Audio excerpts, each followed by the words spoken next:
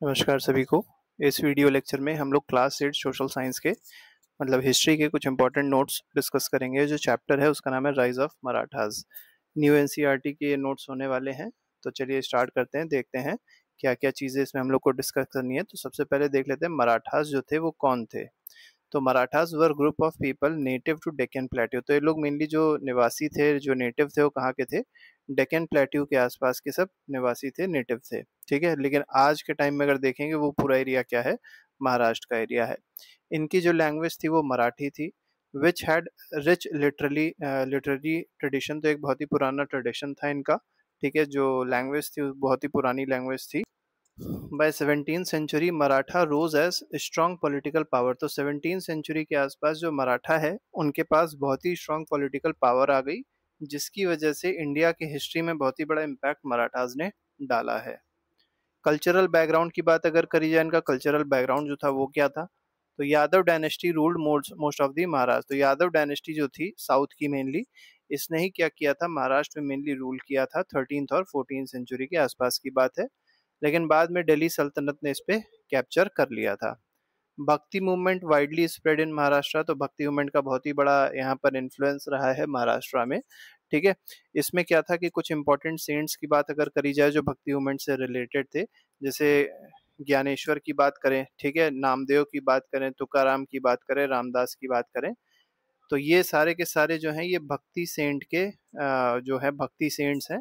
इन लोगों ने जो मतलब इनका कल्ट था उसका प्रचार प्रसार किया है, भगवान तक कैसे पहुंचा जाए उसकी बातें करी हैं। तो ये सारी चीजें यहाँ पर देखने को मिलती है मराठा एम्पायर में। ठीक है, ये देखिए कुछ आपको यहाँ पर दिखाई पड़ भी जाएंगे सेंट्स, जैसे संत रामदास हैं ये। ठीक है, और ये जो दूसरे हैं ये तुकाराम हैं। ठीक है, एनसीईआरटी में दोनों फिगर्स बने हुए हैं। These saints translated secret text. तो इन लोग ने कुछ इंपॉर्टेंट सेक्रेट टेक्स्ट जैसे भगवत गीता है, इसको ट्रांसलेट किया था किसमें? मराठी में। और इस वजह से जो कल्चरल यूनिटी थी वो स्ट्रेंथन हो गई थी। The cultural foundation later supported Maratha political organisation. अब ये जो कल्चरल फाउंडेशन क्रिएट हुआ, इसने बहुत ज़्यादा सपोर्ट किया किस चीज़ को? मराठा एम्पायर को, या मराठा के जो पॉलिटिकल ऑर्गेनाइजेशंस थे उसको बहुत ज़्यादा सपोर्ट किया है। Shivaji and foundation of Maratha power. अब देखिए शिवाजी के बारे में डिस्कस करेंगे और कैसे मराठा पावर बहुत ज़्यादा एक हाई लेवल पे पहुंच गई थी शिवाजी के अंडर में, उसको हम लोग यहाँ पर डिस्कस करेंगे। तो शिवाजी के बारे में सबसे पहली बात तो ये है कि इनका जो बर्थ हुआ था इस 1630 में हुआ था। ये ईयर याद रखिएगा, कई बार पूछ लिया था एमसीक्यू क्वेश्चन में। फादर जो थे इनका शाहजी भोसले थे इनके, और मदर का नाम था जीजाबाई। ठीक है, मदर ने ही इनको पूरा पूरा पाला पोसा था और इन्हीं की वजह से ही इतने ये स्ट्रांग लीडर भी बन पाए थे। Grew up in Pune. Pune में इनकी पूरी मतलब परवरिश हुई है अंडर जीजाबाईज गाइडेंस। तो मदर जो थी उन्होंने ही पूरा इनको गाइड किया था। एट 16 साल के जब ये होते हैं तो क्या है कि इन्होंने फोर्ट को कैप्चर करना स्टार्ट करते हैं। फोर्ट मतलब जो बड़े बड़े किले होते थे उसको कैप्चर करने लग जाते हैं और पुणे रीजन को पूरा ही कंसोलिडेट कर लेते हैं, मतलब अपने में मिला लेते हैं। हिज विजन, इनका जो विजन था वो क्या था? स्वराज का था। क्योंकि अभी तक दिल्ली सल्तनत रूल कर रही थी, उसके कई सारे अभी भी छोटे छोटे रूलर्स थे जो रूल कर रहे थे। तो अब क्या हो रहा है कि जो स्वराज है ये विजन लेके आते हैं कि पूरे में अपना सेल्फ रूल होगा, और साथ ही साथ जिसमें पॉलिटिकल पावर, इकोनॉमिक पावर या कल्चरल इंडिपेंडेंस की बात ये करते हैं। मतलब पॉलिटिकल इंडिपेंडेंस होगी, इसका मतलब मराठास रूल करेंगे। इकोनॉमिक इंडिपेंडेंस होगी, कल्चरल इंडिपेंडेंस होगी, वो सारी बातें ये शिवाजी जो हैं ये कर रहे हैं। की फीचर्स ऑफ शिवाजीज रूल। अब इनके जो जो इनका रूल था उसके कुछ इंपॉर्टेंट फीचर्स क्या क्या थे ये जानना बहुत ज़्यादा जरूरी है। पहला फीचर जो था वो था मिलिट्री स्ट्रेटजी। अब इनकी मिलिट्री स्ट्रेटजी के बारे में अगर देखा जाए तो गुरिल्ला वॉरफेयर बहुत ज़्यादा फेमस थे इसके लिए। गुरिल्ला वॉरफेयर में क्या होता था, बहुत तेज़ी से आते थे मराठास और मार के सरप्राइज अटैक करते थे और मार के भाग जाते थे। ठीक है, जो टेरेन वहाँ का है वो वही लोग केवल जानते थे, जो पहाड़ियाँ हैं, जो जंगल है, इसके बारे में केवल जो मराठास थे इन्हीं को पता होता था। तो तेज़ी से आए, मारा और मार के छुप गए। ठीक है, तो जो दुश्मन होता था वो जान नहीं पाता था इनके बारे में। मराठा नेवी जो है बहुत ही स्ट्रांग नेवी कही जाती है। ये 1657 में मेनली फाउंड करी गई थी। ठीक है, to protect coastal trade routes. अब जो कोस्ट से ट्रेड रूट होते थे या जो कोस्ट से ट्रेड होते थे उनके रूट्स को प्रोटेक्ट करने के लिए मराठा नेवी बनाई गई थी। फोर्ट्स को प्रोटेक्ट करने के लिए मराठा नेवी बनाई गई थी। विक्ट्री की बात अगर करी जाए तो इन्होंने एक बहुत ही मतलब खतरनाक आदमी को हराया था, खतरनाक एक रूलर कह सकते हैं, जिसका नाम है अफजल खान। तो इन्होंने अफजल खान को मार दिया था। और किससे मारा था आप ये देख सकते हैं, वाघ नख है, ठीक है, इसको टाइगर क्लॉ भी कहा जाता है। इससे शिवाजी ने अफजल खान को मारा था।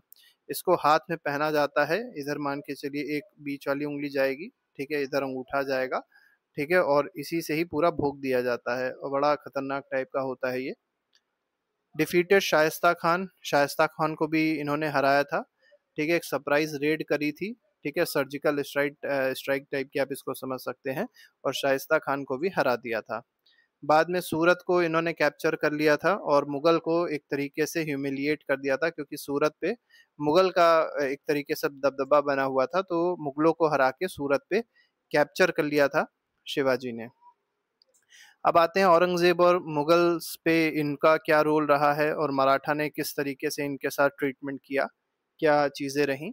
तो ट्रीटी ऑफ पुरंदर रही है, ठीक है, डिफीट के बाद, ठीक है, ट्रीटी ऑफ पुरंदर करी गई थी। क्योंकि आपको पता है औरंगजेब जो था, मतलब इन्होंने मतलब औरंगजेब का वो जो कमांडर होता है, उसने जब शिवाजी के ऊपर अटैक किया था तो एक तरीके से शिवाजी हार की पोजीशन में आ गए थे। तो उन्होंने ट्रीटी ऑफ पुरंदर पुरंदर कर ली थी डिफीट के बाद, ठीक है। अब हुआ क्या कि इनको अरेस्ट कर लिया गया, आगरा लाया गया, लेकिन ये फ्रूट बास्केट में बैठ के भाग गए थे। और केवल ये अकेले नहीं थे, इनके साथ ही साथ संभाजी भी थे। संभाजी कौन है? संभाजी इनके पुत्र हैं। आपने एक पिक्चर देखी होगी जो अभी आई थी थोड़े दिन पहले, विकी कौशल की, बहुत अच्छा उसमें दिखाया गया है संभाजी का रोल। अगर नहीं देखी हो तो देख जरूर लीजिएगा। इनका जो कोरोनेशन हुआ था 1674 में हुआ था, बिकेम छत्रपति शिवाजी महाराज, और जब कोरोनेशन हुआ तो ये छत्रपति बन गए थे, ठीक है, मतलब छत्रपति की उपाधि इनको मिल गई थी। और कहाँ पर ये कोरोनेशन हुआ था? रायगढ़ फोर्ट में हुआ था। तो ये दोनों एक ईयर याद रखिएगा कि शिवाजी का कोरोनेशन 1674 में हुआ है और कहाँ पर हुआ है? रायगढ़ फोर्ट में हुआ है। इसके बाद आते हैं दक्षिण दिग्विजय। इनको क्यों, मतलब जो शिवाजी हैं, इनको दक्षिण दिग्विजय क्यों कहा गया है? एक्सपेंडेड इनटू सदर्न इंडिया, क्योंकि इन्होंने अपने एम्पायर को सदर्न इंडिया में एक्सपैंड किया और मराठे की पोजीशन को साउथ इंडिया में बहुत ही ज़्यादा स्ट्रांग बना दिया था। यहाँ पर आप देख सकते हैं कुछ इंपॉर्टेंट एरियाज दिए हुए हैं जो मरा शिवाजी के अंडर में थी। आप केसरिया रंग से देख सकते हैं जो एरिया है, ठीक है, ऑरेंज कलर से, ये सब के सब ये आपको दिखाई पड़ रहा होगा, ज़्यादातर एरिया महाराष्ट्र के अंडर का है। ये आप छोटा सा एरिया देख सकते हैं, कोप्पल करके जो एरिया है, ये भी शिवाजी ने इस पे मतलब कब्जा कर लिया था। और इधर साउथ में मतलब इस तरफ आप देखेंगे पुडुचेरी, जिंजी फोर्ट, ये सब बहुत इंपॉर्टेंट फोर्ट हैं, तमिलनाडु में आज लाई करते हैं ये, ठीक है, पोर्टो नोवो हो गया, पुडुचेरी हो गया, वेलोर हो गया, तो इस सब पे भी शिवाजी ने कब्जा कर लिया था। ये सब यहाँ पर बताया गया है, ठीक है। इसके बाद यहाँ पर आप देख सकते हैं कुछ येलो कलर का दिया गया है। तो येलो कलर जो है ये कुछ फॉरेन पावर्स थी, मतलब यूरोपियन पावर थी जो मेनली यहाँ पर रह रही थी। इसके बाद इको जी ने भी कुछ एरिया, इको जी भी आप देखेंगे भी आगे चल के, इन्होंने ये वाला एरिया कैप्चर कर लिया था, ठीक है। जो थांजावुर वाला एरिया है, ये इको जी जो है, ये एक और मराठा रूलर है, इन्होंने इसको कैप्चर कर लिया था आगे चल के। आफ्टर शिवाजी, अब शिवाजी के बाद अगर देखा जाए क्या मतलब मराठा एम्पायर का फ्यूचर रहा, तो संभाजी आए। संभाजी इनके बेटे थे, सन थे, और ये भी छत्रपति बनते हैं, लेकिन बाद में इनको एग्जीक्यूट कर दिया जाता है। और कौन कराता है एग्जीक्यूट, मतलब कौन मरवा देता है इनको? औरंगजेब। तो आपको पता ही होगा, अगर आपने पिक्चर देखी होगी तो इनके बारे में पूरी कहानी आपको पता होगी। इसके बाद आते हैं राजा राम। राजा राम ने जो रेजिस्टेंस था मुगलों के खिलाफ, इसको जारी रखा, ठीक है। अब ये जारी जो रखा था, जिंजी फोर्ट आपने देखा था अभी ऊपर, ये तमिलनाडु से जारी रखा था राजा राम ने, ये बात याद रखिएगा। पूछा जा सकता है कि किस फोर्ट से राजा राम ने रेजिस्टेंस किया था, तो ये जिंजी फोर्ट था तमिलनाडु का, ठीक है। फिर ताराबाई की बात अगर देखी जाए तो ये राजा राम की क्वीन थी, ठीक है, इन्होंने भी बहुत ही बड़ा रोल प्ले किया है मुगल को रेजिस्ट करने में, तो ताराबाई का भी बहुत बड़ा नाम आता है। और वुमेन की बात अगर करी जाए तो वन ऑफ द ब्रेवेस्ट मतलब वुमेन है जिन्होंने मुगलों के खिलाफ लड़ाई करी है। औरंगजेब की डेथ हो जाती है 1707 में, और पूरी तरीके से मराठास को औरंगजेब कभी क्रश नहीं कर पाया। एक्सपेंशन ऑफ मराठा एम्पायर, तो किस तरीके से मराठा एम्पायर का एक्सपेंशन हुआ है ये यहाँ पर बताया गया। तो शिवाजी के बाद post Shivaji the Maratha empire became decentralise. देखिए जब तक शिवाजी थे तो एक अल्टीमेट पावर हुआ करती थी जिनको कहा जाता था शिवाजी, और सब कुछ सेंट्रलाइज था। कोई भी डिसीजन होता था तो शिवाजी ही लेते थे। लेकिन बाद में जो, क्योंकि रूलर जो थे आगे चल के वीक होते गए, तो मराठा एम्पायर जो थी वो डिसेंट्रलाइज हो गई, मतलब और भी छोटे छोटे रूलर्स बन गए, और उन्होंने भी कहीं ना कहीं अपनी जो इंडिपेंडेंस को घोषित कर दिया। यही कहा कि हम आपके अंडर में रहेंगे, लेकिन आपकी सारी बातें नहीं मानेंगे, आप ऐसे इसको समझ सकते हैं। मतलब हमारे कुछ नियम कानून होंगे, आपके अलग कुछ नियम कानून हो सकते हैं, लेकिन अगर आप कोई बात कहेंगे तो उसको हम, अगर हमारे नियमों के खिलाफ नहीं होगी तो हम उसको मान लेंगे। इस तरीके की कुछ चीजें थी। पेशवा का बहुत बड़ा रोल आता है, जिनको प्राइम मिनिस्टर कहा जाता है। हेल्ड इंक्रीजिंग पावर, मेनली जो पावर होती थी अब मराठा एम्पायर में शिवाजी के बाद, संभाजी के बाद, वो मेनली पेशवास के हाथों में चली गई। और पेशवास थे कौन? पेशवास थे प्राइम मिनिस्टर, ठीक है, मराठा एम्पायर के। इनके पास बहुत ज़्यादा पावर होती थी। जैसे आपने नाम सुना होगा बाजीराव वन और Nana Sahib Peshwa expanded the empire across the India, मतलब ये इतने पावरफुल थे कि इन्होंने अपने पूरे एम्पायर को, मराठा एम्पायर को ओवरऑल इंडिया में इसको फैला दिया था। ठीक है, तो बहुत ही आगे तक एक्सटेंट बढ़ा दिया था। By the mid 18th century Maratha control Delhi. अब देखिए 18th सेंचुरी के आसपास की अगर बात करी जाए, मिड 18th सेंचुरी की बात करी जाए, तो दिल्ली तक ये लोग कंट्रोल कर लिए थे 1754 की बात अगर करें।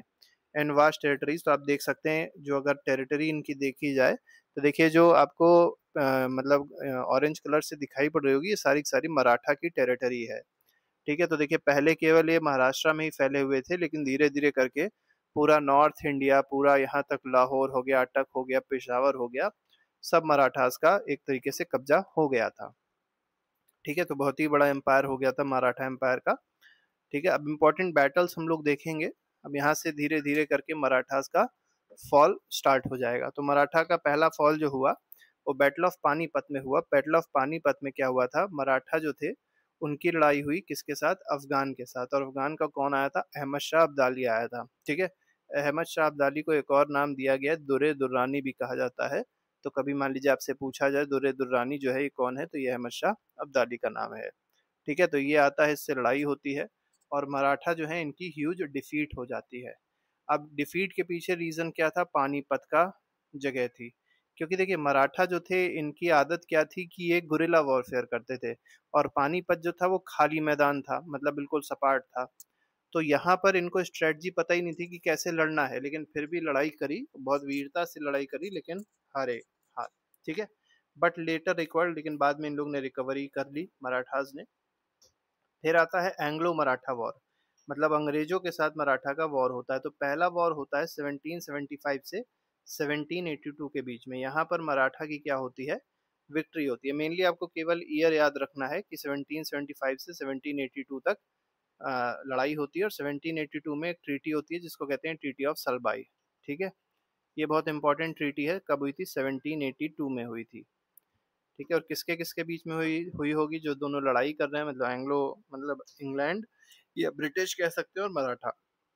फिर अगला जो वॉर होता है वो होता है सेकेंड वॉर जब हुआ, ये 1803 से 1805 के बीच में होता है। और यहाँ पर ब्रिटिशर्स जो थे उनको बढ़त मिल गई थी। मतलब ये तो नहीं कह सकते कि मराठा हार गए थे, लेकिन ब्रिटिशर जो थे वो एक तरीके से बढ़त में थे। तो 1803 से 1805 की बात करें। और जो थर्ड वॉर हुआ है ये बड़ा खतरनाक था। एक ही साल चला, 1817 से 1818 तक। और यहाँ पर क्या था? मराठा पावर जो थी पूरी एंड हो गई थी, खत्म हो गई थी, और ब्रिटिश का जो डोमिनेंस था वो स्टार्ट हो गया था। तो याद रखिएगा 1818 लास्ट है जहां पर मराठा एम्पायर खत्म हो जाती है एक तरीके से, और मेन पावर में कौन आता है? पूरे साम्राज्य पे ब्रिटिशर्स आ जाते हैं।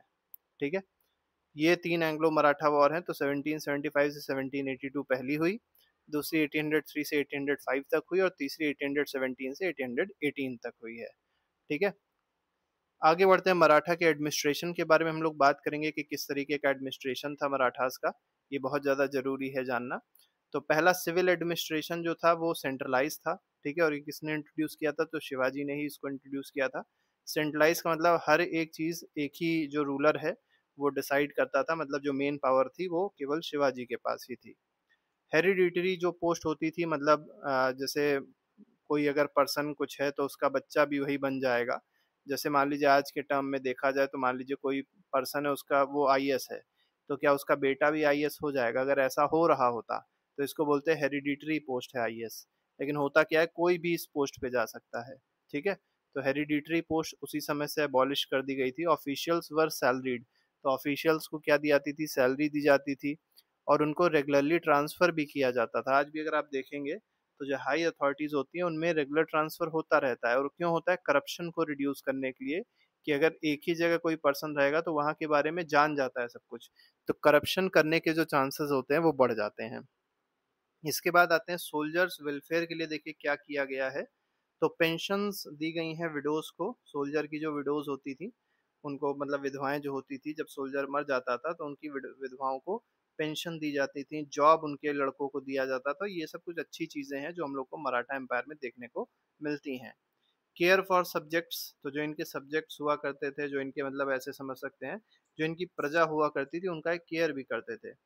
Issue district orders to prevent exploitation of people and resources, तो मतलब कोई एक्सप्लॉइट नहीं कर सकता था लोगों को, रिसोर्सेस को, जैसे मैंगो हो गया, जैक फ्रूट ट्रीज हो गया, इनको काटना मना था, इनका प्रोटेक्शन होता। तो ये सारी चीजें हम लोग को मराठा एम्पायर में देखने को मिलती है। आगे बढ़ते हैं, काउंसिल ऑफ मिनिस्टर, जिसको अष्ट प्रधान कहा गया, ये बहुत इंपॉर्टेंट है। अष्ट प्रधान जो है, इसमें मेनली 8 मिनिस्टर्स हुआ करते थे, सबका अलग अलग काम था। अब आपसे क्या पूछा जा सकता है कि अमात्य जो है ये कौन सा मिनिस्टर था, तो यहाँ से शुरुआत करते हैं। तो छत्रपति जो थे वो सॉवरेन किंग हुआ करते थे, जैसे छत्रपति शिवाजी महाराज हो गए, छत्रपति संभाजी महाराज हो गए, तो ये मेनली सॉवरेन किंग है, ठीक है। इसके बाद इनके छोटे छोटे और मिनिस्टर्स हैं, जैसे पहला मिनिस्टर है, बहुत ही इंपॉर्टेंट मिनिस्टर, जिसका नाम है अमात्य। अमात्य मतलब कौन है, फाइनेंस मिनिस्टर है।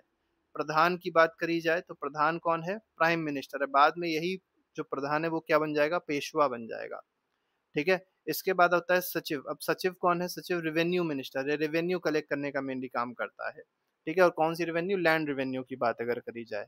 न्यायाधीश तो आज भी वही है, चीफ जस्टिस, ठीक है। पंडित राव, अब नाम से पता चल रहा है पंडित है, इसका मतलब रिलीजियस अफेयर्स का ये हेड है।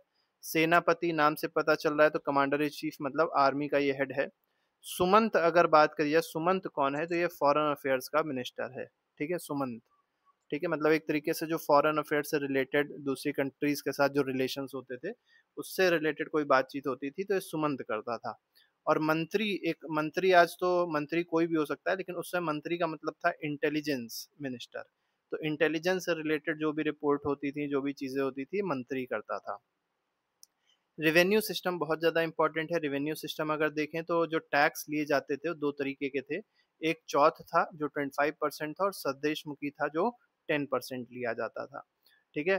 प्रोविंसेस पेड दीज टैक्सेस, तो जो प्रोविंसेस होती थी वो इन टैक्सेस को पे करती थी, और इन टैक्सेस के रिटर्न में मराठा क्या प्रोवाइड करते थे, प्रोटेक्शन प्रोवाइड करते थे, और नॉन इंटरफेरेंस प्रोवाइड करते थे, कि जब आप ये टैक्स दे देंगे, अगर मान लीजिए कोई प्रोविंस एक्स है इनके रूल में, ठीक है, तो उस प्रोविंस से कहते थे अगर आपने चौथ और सरदेशमुखी दी है तो हमारी ये ड्यूटी है, हमारी आर्मी की ये ड्यूटी है कि आपको हम प्रोटेक्ट करेंगे फॉरेन पावर से, और साथ ही साथ आपके किसी भी इंटरनल अफेयर्स में हम मतलब दखल नहीं देंगे, नॉन इंटरफेरेंस रहेगा। तो ये सारी चीज़ें थी। तो ये हो गया सिविल एडमिनिस्ट्रेशन। अब बात करते हैं मिलिट्री एडमिनिस्ट्रेशन इनकी किस तरीके की थी।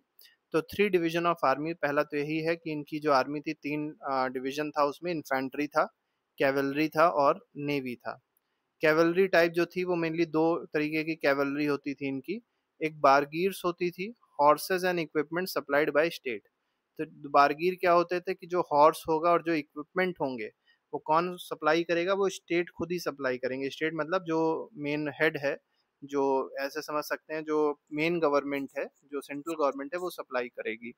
और दूसरा है शीलेदार। शीलेदार कौन है, provided own horses and weapon, मतलब जो यहाँ पर अब शीलेदार जो हैं उनके पास खुद का हॉर्स होगा, खुद के वेपन्स होंगे। तो ये दो तरीके की कैवलरी यहाँ पर देखने को मिलती है मराठा एम्पायर में।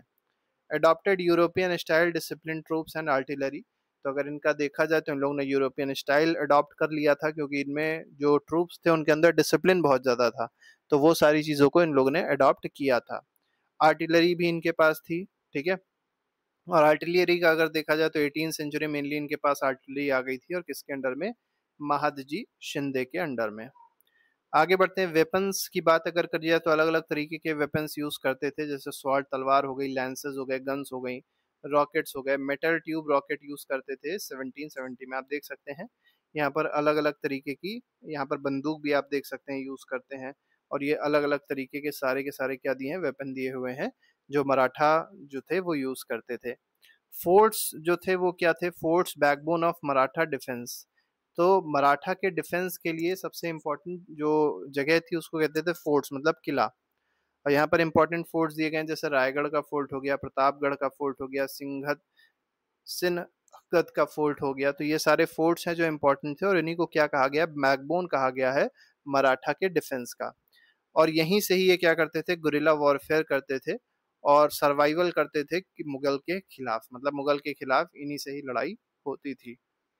नेवी के बारे में अगर बात करी जाए तो नेवी इनकी कैसी थी, तो ये शिवाजी ने नेवी फाउंड करी थी मराठा एम्पायर में। और किसने एक्सपैंड किया था, तो कान्होजी आंग्रे ने नेवी को एक्सपैंड किया था। तो फाउंड तो शिवाजी ने किया है, लेकिन शिवाजी के थोड़े दिन बाद डेथ हो गई, तो इसको एक्सपैंड मेनली जो किया है वो कान्होजी आंग्रे ने किया है। और इसी नेवी के थ्रू यूरोपियन पावर को चैलेंज किया गया था। ठीक है, चाहे वो ब्रिटिशर हो या कोई हो, सबको इसी नेवी से चैलेंज किया गया था। हालांकि यूरोप की जो नेवी थी वो बहुत ज्यादा स्ट्रांग थी। Europeans labelled him pirate. अब यूरोपियंस ने शिवाजी को क्या कहा है, पायरेट कहा है। Due to his resistance to trade passes, क्योंकि जो ट्रेड पास लगा दिए गए थे, मतलब जब ट्रेड करना होता, जैसे मान लीजिए साउथ है, यहाँ से मान लीजिए शिवाजी को ट्रेड करना है और अपना सामान कहीं भेजना है, तो पुर्तगाल की नेवी यहाँ खड़ी रहती थी और कहती थी हमको हमसे ट्रेड पास खरीदो, मतलब हमको पैसा दो, चुंगी दो।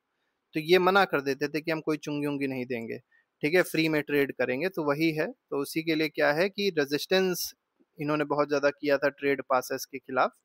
ठीक है, बहुत ज्यादा रेजिस्ट किया था, ट्रेड पास कभी नहीं दिए। तो इसीलिए क्या है, इनको पायरेट कहा गया है। ठीक है, मराठा शिप्स रीच्ड। अब ये कहाँ कहाँ पहुंच जाते थे मराठा के शिप, मस्कट पहुंच जाते थे जो कि ओमान में है, मोचा पहुंच जाते थे जो कि यमन में है, मलक्का पहुंच जाते थे जो कि मलेशिया में है। तो इन सब जगहों पे बढ़िया ट्रेड आराम से होता था। जुडिशियल सिस्टम की बात अगर करी जाए तो जुडिशियल सिस्टम कैसा रहा है मराठा एम्पायर का, तो मॉडरेट पनिशमेंट रहती थी, डेथ पेनाल्टी जो थी वो बहुत ही कम यूज होती थी। आज भी अगर आप देखेंगे इंडिया में तो मॉडरेट पनिशमेंट रहती है, death penalty rarest of the rare case में ही यूज होती है। पंचायत की बात भी वहां पर होती है, local council of prominent main delivering justice.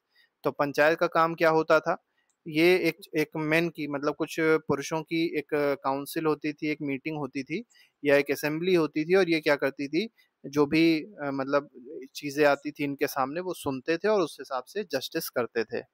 Appeals possible in higher Maratha chief. अब मतलब अगर मान लीजिए कोई इनजस्टिस हुआ ऐसा किसी को लगता है, तो वो हायर अथॉरिटी तक, हायर मराठा चीफ तक, सरदारों तक वो जा सकता है और उसकी बात सुनी जाएगी। उस समय कोतवाल भी हुआ करते थे जिनको पुलिस ऑफिसर कहा जाता है आज के टाइम में, तो उस समय कोतवाल कहा जाता था। इन लोग का मेनली काम क्या था, लॉ एंड ऑर्डर को मेंटेन करना। जैसे कुछ इंपॉर्टेंट टाउन्स थे, पुणे और इंदौर, इन सब में मेंटेन करने का काम लॉ ऑर्डर का यही कोतवाल करते थे। ट्रेड और इकोनॉमी की बात अगर करी जाए तो ट्रेड और इकोनॉमी में क्या है, तो यहाँ पर डोमेस्टिक ट्रेड भी होता था, फॉरेन ट्रेड भी होता था। मराठा शिप्स जो थे वो ओवरसीज ट्रेड में इन्वॉल्व थे, चाहे वो अरब से हो, चाहे वो अफ्रीका से हो, चाहे वो साउथ ईस्ट एशिया से हो, तो इन सब से वो ट्रेड करते थे। तो मराठा का ट्रेड अरब में भी होता था, अफ्रीका में भी होता था, और साउथ ईस्ट एशिया जैसे इंडोनेशिया हो गया, मलेशिया हो गया, इन सब में भी होता था। बिल्ड एंड मेंटेन रोड्स, तो रोड्स बनवाई है इन्होंने बहुत सारी, मेंटेन करी है, फेरीज बनवाई है, ब्रिजेस बनवाए हैं, जिससे ट्रेड और मोबिलिटी को, मूवमेंट को सपोर्ट किया जा सके। कल्चरल कंट्रीब्यूशन की अगर बात करी जाए तो कल्चर में किस तरीके से मराठा एम्पायर ने कंट्रीब्यूट किया है, ये भी जानना बहुत ज़्यादा जरूरी है। तो पहला तो यह है कि शिवाजी की सील मिली है जिसमें संस्कृत के इंस्क्रिप्शंस देखने को मिलते हैं। ठीक है, डिपार्चर फ्रॉम पर्शियन यूसेज, मतलब ये था कि पहले इंडिया में पर्शियन यूज हो रही थी, तो अब शिवाजी जो है वो संस्कृत का इस्तेमाल इंक्रीज कर रहे हैं, संस्कृत को बढ़ावा दे रहे हैं। ठीक है, और इनके संस्कृत में इंस्क्रिप्शंस देखने को मिलते हैं।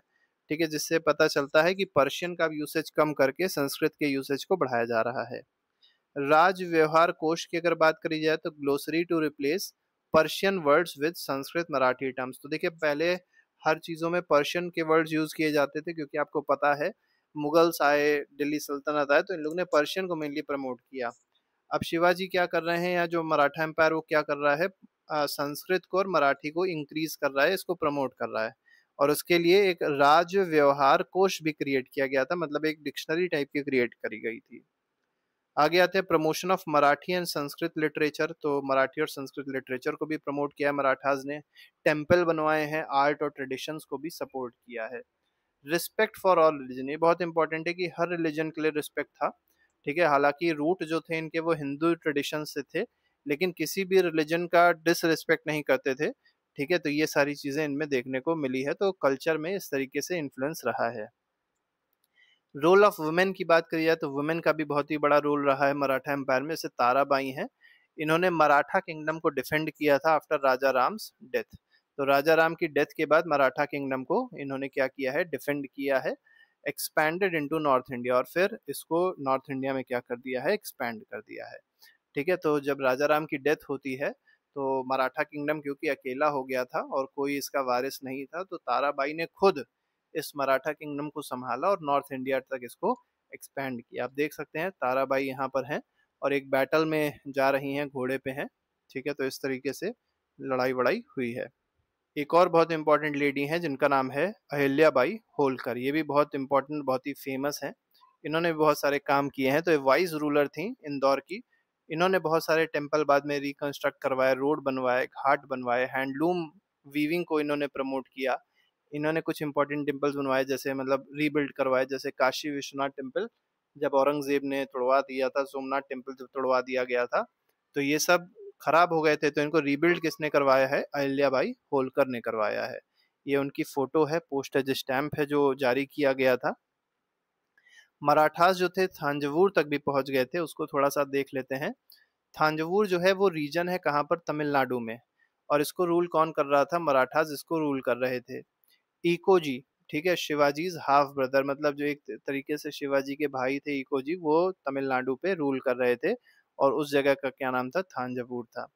क्रिएटेड सिंक्रेटिक कल्चर ब्लेंडिंग, अब देखिए इन्होंने एक तरीके का कल्चर क्रिएट किया जिसमें तमिल भी था, तेलुगु भी था, मराठी भी था। तो ये सारे के सारे ट्रेडिशंस आपको उस कल्चर में देखने को मिलते हैं थांजावुर में। आप यहाँ पर देख सकते हैं, एक यहाँ पर पूरी मतलब फोटो बनी हुई है, और मेनली ट्रेडिशन को दिखाने के लिए बनाई गई है, दिखाया गया ट्रेडिशनल थांजवूर स्टाइल पेंटिंग। तो एक पेंटिंग है थांजवूर स्टाइल की, अलग अलग भगवान आप यहाँ पर देख सकते हैं, जैसे देखिए गणेश जी हैं। ठीक है, तो gold file work that lends it a rich radiant appearance, this style flourished under patronage of Marathas. तो मराठास के पैट्रोनेज में ये स्टाइल डेवलप हुई थी। सरफोजी की बात अगर करी जाए, सरफोजी सेकंड की, ये किस तरीके से इम्पोर्टेंट है, तो ये आर्ट के बहुत बड़े पेट्रॉन थे। कार्नाटिक म्यूजिक को इन्होंने प्रमोट किया, भरतनाट्यम को इन्होंने प्रमोट किया है। धनवंतरी स्टैब्लिश किया, धनवंतरी महल को इन्होंने स्टैब्लिश किया है, जो क्या था, मेडिकल सेंटर था। तो मेडिकल पे इन्होंने बहुत सारा काम किया है। इसके बाद प्रिंटिंग प्रेस इन्होंने एक स्टार्ट किया है, और ये पहला प्रिंटिंग प्रेस था जो किसी इंडियन रूलर ने स्टार्ट किया था। तो याद रखिएगा सरफोजी के बारे में। और एक और चीज़ इनके बारे में जानना बहुत ज़्यादा ज़रूरी है कि भोसले फैमिली जो थी, उनकी हिस्ट्री इन्होंने बृहदेश्वर टेम्पल के वॉल्स पे लिखवाई है। तो इस तरीके से सरफोजी के बारे में इंपॉर्टेंट बातें थी जो हम लोग ने करी। अब बात कर लेते हैं लेगेसी ऑफ मराठास की, क्या मतलब लेगेसी रही है। तो पहला तो यह लास्ट मेजर इंडियन पावर थे ब्रिटिश रूल से पहले। अगर आप देखेंगे तो सबसे बड़ी पावर जो थी वो मराठास थे। स्प्रेड इन्होंने आइडिया स्प्रेड किया किसका, स्वराज का, रीजनल प्राइड का आइडिया इन्होंने स्प्रेड किया है। इंस्पायर्ड लेटर फ्रीडम स्ट्रगल्स को इन्होंने इंस्पायर किया है, कॉलोनियल रूल के खिलाफ जो भी लड़ाइयाँ होती थी, तो मतलब इन्होंने बहुत ज़्यादा इंस्पिरेशन प्रोवाइड किया। नोन फॉर मिलिट्री इनोवेशन के लिए इनको जाना जाता है, स्ट्रॉन्ग फोर्ट्स के लिए जाना जाता है, एडमिनिस्ट्रेशन के लिए जाना जाता है। मुगल डोमिनेंस को इन्होंने चैलेंज किया है। लार्जेस्ट एम्पायर इन्होंने क्रिएट किया था ब्रिटिश रूल से पहले। एफिशिएंट एडमिनिस्ट्रेशन की बात करी जाए तो इनका जो एडमिनिस्ट्रेशन रहा है मराठास का, बहुत ही एफिशिएंट रहा है। टैक्सेशन होता था, फोर्ट्स थे अच्छे खासे, नेवी बहुत अच्छी थी, ट्रेड नेटवर्क्स इन्होंने बहुत बिल्ड किया था। तो ये जो है ये लेगेसी मराठास में देखने को मिलती है।